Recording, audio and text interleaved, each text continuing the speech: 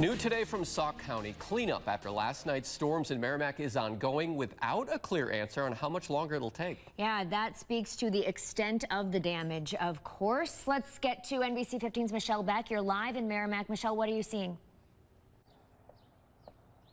Hey, Mark and Elizabeth, I'm in a backyard overlooking Lake Wisconsin right now. Right now, there are too many down branches to count. Homeowner Tracy and her husband say that they were inside their den yesterday when within seconds, suddenly, that branch pierced through their roof. It caused the couple to rush down to their basement in surprise and in shock. Luckily, nobody was hurt.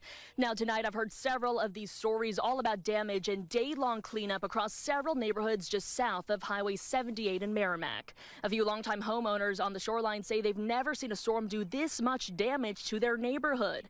I spoke with the Sauk County Emergency Director just a couple hours ago, and based on community responses, he believes the storm came and went in just 7 minutes all around a very concentrated area. Officials are calling the source high-intensity straight-line winds. Downed trees have damaged several homes and blocked roadways. How many little branches there are, and just the shock of all the trees now being different, everybody's views of the lake being totally different. So.